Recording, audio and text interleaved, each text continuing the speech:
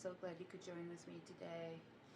I begin my reading today with some very interesting realizations.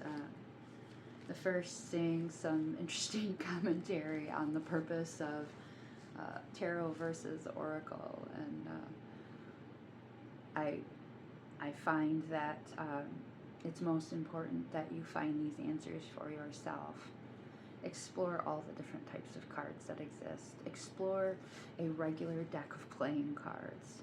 Explore runes. Explore tea leaves. Explore coffee grounds. Explore tossing crystals on the floor into a circle. Explore. That's the message, okay? Let's explore a little bit. Let's not ever stop being a student. A student of esoterica, a student of the occult, a student of mysticism, a student of spirituality, a student of whatever your calling is. Please continue learning. Even as a guide, even after I have spent the better part of almost 35 years studying all of these subject matters, I'm still a student. I still have so much to learn. So I just wanted to start with that because I feel like it's very important for everyone that feels called to these messages, that feels called to these readings, to understand that there is thousands of years of teaching ahead of you that were before you. Thousands and thousands of years. And I'm using a very conservative number here. Millennia is more accurate. But unless we are willing to open ourselves up to the origins of these teachings, you are going to be confined to just a very, very limited understanding. And that understanding is exactly why these mystery schools and such existed. And that's why the libraries of Alexandria were burned. They didn't want you to have these messages. Most people can't understand it. But if you are drawn to this, I highly encourage you to take some time to really dig into these studies. Take it seriously. For many of us, this is our life. This is our lifestyle. This is how we conduct ourselves on a daily basis. And while the cards can provide some helpful guidance and advice, and while they're meant to do that in a multitude of ways, there's so much more that can be offered. I have been a student of these studies, and I will never not be a student of these studies. That is just something that I have understood as a part of this spirituality and a part of this calling, is to continually be open to the learning and the exploration of it. So if we can talk a little bit more about that in another video, and very interested to hear what many see. Each of our endeavors requires a series of steps and challenges, and while we are always encouraged to celebrate our victories and celebrate our wins and our understanding and our place on this journey, we still have to recognize how much work needs to be done. There's always work remaining. There's always learning. There's always experiencing. Listening is the greatest skill that I can offer to you. Listen. Listen to what the universe is saying to you. Listen to what the wind is saying to you. Listen to what the fire speaks to you. Listen to what the water speaks to you. Listen to what the earth says to you. All of these aspects are a part of enhancing our spirituality. Now, it is not intended to be knowledge that everyone will be able to understand. There are a great number of individuals who will always remain at that superficial understanding and have no desire to dig deeper into it. I don't think you were called here for that. I don't think that's you. I think that you were called here because you do understand that there's a great work here you're being called to. Maybe you don't know where to start. Maybe you're still trying to just get your bearings. Maybe you're still trying to feel comfortable about this calling. that you feel. Maybe there's this curiosity that you can't shake, but it's a little scary, and you don't really know who you can trust. I've been in that position. I'm still in that position. I listen. I keep my eyes and my ears open. I keep my senses open, and when things don't feel authentic and genuine, I trust my intuition in that. And one of the first things that I've noticed is that any teacher who claims that they are purely a teacher, that they know all, is not somebody that you need to spend too much time concerned about what they happen to say. You listen to them, you hear them out, and then you move on. Because if they've not continued their learning, eventually you will surpass them. Most important understanding that I've ever come to in spirituality, in the study of the occult, in the study of esoterica, is that you remain a student. You remain a student. You stay as a student, and you continue learning. There are experiences that will occur. There are successes that you will have. There are you will reach levels of accomplishment in your own personal practice, and they will be unique to your journey, and you will feel tremendously powerful when you accomplish this. And it's not to diminish these steps, because I experienced them as well. I remember the first time that I finally understood what the purpose of a ritual was, or I finally understood the significance of the colors on this particular tarot deck. All of these things are important as well. These understandings are your celebrations. This like that, you got an A on that spelling test. But there's more. There's more to come. If you are looking for guidance or advice on where to begin, if you're looking for resources, as I stated, I've been studying for 35 years. I can direct you to a wide range of resources, and I would be happy to do so. Please let me know what your area of study is, or what kind of an interest you have, or where you think you'd like to begin, or where you think I think you should begin. It doesn't matter how you phrase it or how you feel about the situation. If you feel as a little bit insecure and you feel like you don't want other people to know about this, every conversation that I have is confidential. I don't share the discussions that I have with others. I do sometimes present concepts from those conversations in other videos or readings or conversations, but it's never attached to any individual. They're just concepts that need to be addressed to larger audience. So, and that's it. I found it really intriguing that this was the card that I pulled up, because this was what was on my mind. And so the cards are responding to me. This is my working deck, my heart. I call it my blue collar deck. I do this deck for general readings, and it often reads me very well. So we remain a student.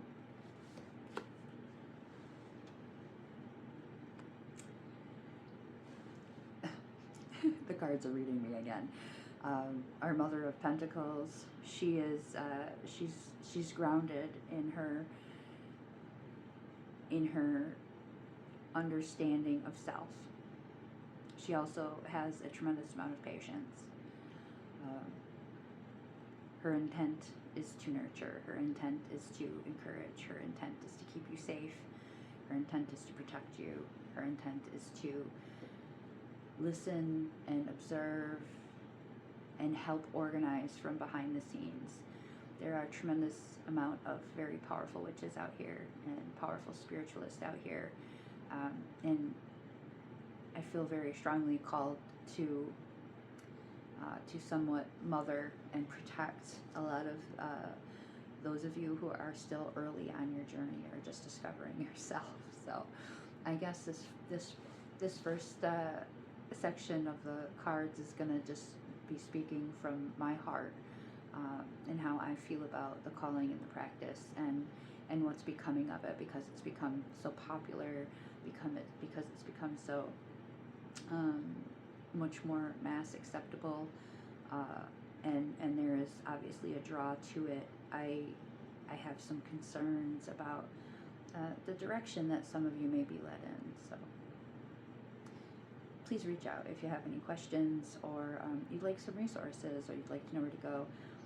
I have a very extensive, and I mean several thousand, ebook collection on a very wide range of studies, everything from all types of philosophy, religion and spirituality, psychology, neuroscience, quantum physics, hypnosis and NLP, you name it. I've got an ebook on it probably, if not several. So please reach out if you have any questions. I'm more than happy to guide you on your student journey without being your teacher. I don't need to be your teacher, but I'm happy to offer resources to you if that speaks to you. One of the subjects that got me going this morning was this comment that was that the tarot was for what you need to know and the oracle is what you want to know. And these are no different. These are the same thing. The cards are always answering to your highest self, beyond just the manifestations that occur in your brain on a conscious level. And these things are the same. These things do not vary. This is also why I do what I refer to as the life path reading, or life path coaching, because the concept of an individual coming in and trying to direct what the cards are going to answer for them is something that I think is not really authentic. That's like a parlor trick kind of a way to use the cards. The cards are speaking to the deepest self, and if you really dig into them and you really take a look at them, and you're willing to be honest and learn to work with the cards properly, whether it's an oracle card or an oracle deck or a tarot deck, what you're going to find is it's always going to give you what you need to know. It doesn't matter what you want to know. That's your interpretation that's changing the definition of it. But if you are using anything for divination as a tool in the right way, it's always about what you need to know to stay on your path. So with this, our innovation card, new creations, I think I may vary up some of the content of my videos and talk a little bit more about being a student of the occult, being a student of spirituality, and the depth of understanding that I've acquired. So if there is any questions regarding that, I'd be happy to address them. I hope that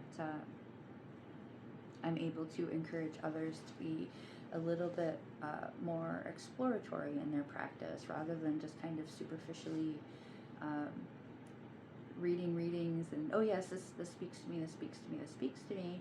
But you know, how do we get them to the cards to speak to you directly without a third party? I feel like there's just so much more depth that can come from your own personal practice, rather than just kind of grazing the surface of it. And I also feel tremendously that you may have some ideas yourself about how you might go about this, or how you might put yourself out there. There are a lot of different methods to practicing spirituality. So I have seen some really innovative practitioners recently in some other groups that I was a solo practitioner for very many years. Some of the different means of practice have been really intriguing to me, like stitch witches. I love artistry and crafting as a part of your spirituality and your spiritual practice. There is nothing more powerful than honing your attention and concentration into a piece of art, no matter what kind of art it is. Honing your focus and intuition into your cooking. There's no greater methods than something that does require your intention, your focus, and your skill being woven, being mixed into, being folded into, being carefully tended to. So I absolutely adore these practices so much. These are so wonderful, and for what it's worth, these are all practices of meditation. These are all ways for you to become more in tune with your higher self, whether you're using it as a ritual or not, whether you're using it as a manifestation or a spell, or you're creating a sigil, or whatever it is that you're utilizing this practice for. Focusing and intention, and then the involvement is the key to all of these very, very effective methods. In fact, I would even argue that these methods are more effective simply because you're not trying to think, am I doing this right? Did I remember that step in order? Did I say that the right way? Those things aren't nearly as important as you being able to get comfortably into the focus and intention of your work. Ritual's purpose has always been to bring the user's state into that highly focused, highly intentional level, so that the symbols of the ritual and the order of the ritual becomes a practice that signifies that person to get into that higher spiritual realm. You can do that any way you want. There's no rules on that. So even if you're like, well, I'm not the type of witch that wants to ritual, or I'm not a spiritual practitioner in that way, or perhaps you don't identify with any particular aspect of spirituality. There's some close practices that are not methods that I utilize because they don't feel natural to me. If it doesn't feel natural to me and it doesn't call to me, what good does it do? I can't sit here and pretend to practice hoodoo. Have I learned from hoodoo priestesses? Oh yes, oh yes, so much. And there's so much value in observing and understanding these different types of practices from your respectful space, but recognizing the power in their action as a more broad concept, where you say, okay, they're doing this because it means this. There are specific colors that reference certain aspects of spirituality. Colors, stones, shapes. So many things are so critical to spirituality. But the depth of these things is something that has to be explored in a way that makes sense to you. And it doesn't necessarily mean that you have to practice all of these ways, but I do think that learning about these practices is highly beneficial to everyone's personal journey. Opportunity. This one matches with me today. Opportunity here. I think the opportunity that this is referring to, again, I'm not trying to speak to the collective today. I'm reading these because there are things weighing on my mind, and as I'm becoming more immersed in the broader global uprising of the spiritual community and social media, starting to have these realizations and recognition that maybe I should have lifted my head up from the books a long time ago. Saw what was happening. Maybe I could have been of help to others earlier on, but I also believe very much in the divine timing of things, and understanding that perhaps I didn't have the patience and the understanding to be as effective as I can be today.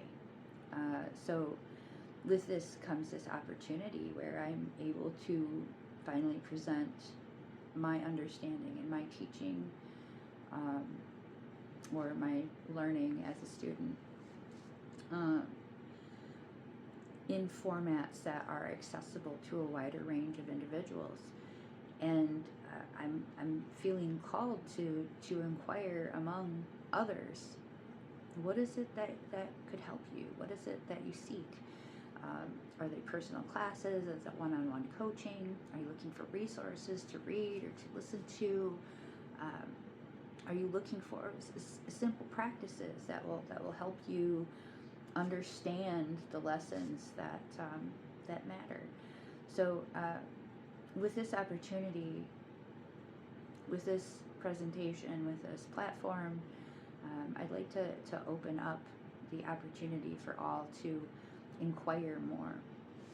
And let's have a really open dialogue, from student to student, without any preconceived notions of being some kind of a master or anything close to such. I truly believe that becoming a master of such things requires a great deal more. Perhaps before my sunset, I might feel this, but I've always felt very strongly that my calling is to teach. My calling is to guide, and not from a place of being a master, but from a much more humble place of being another human in this realm with you. And while I may have had more time to explore these subjects, and while my assets have guided me towards digging into these books and understanding these concepts from a different realm, that it is also just as important for me to be able to convey and translate this information to others who wish to have it. So I hope that I can meet more of you and have conversations with you about your own journey and path, and perhaps help guide you along the way. I'm actually finally going back to college with this next semester. My intention is to achieve a doctorate in philosophy, with an emphasis in religious doctrine, which is probably why I call myself a chaos witch. But ultimately, the purpose behind this is to become a teacher. I want to educate others. I feel strongly called to share my experiences and my knowledge with the masses so that we can uplift all of humanity, and do so in a way where we honor and respect each other's traditions and cultures, so that we can use them to fulfill our need for community and connection, and then also facilitate this mass awakening in these communities, and expand these communities to wider, broader circles. So there's an opportunity everywhere for everyone, and I suppose I finally found mine. I would love to hear from you. Many blessings to you, and if there are any questions that you have or that you'd like answered, if you'd like to talk about your experiences with somebody who is going to absolutely be able to relate to them, I would love to hear about them. Please share with me how you discovered your spiritual side. What spiritual practices have you been introduced to? Which ones called to you? What have you discovered in your digging? Let's explore together. Many blessings to you. And so it is.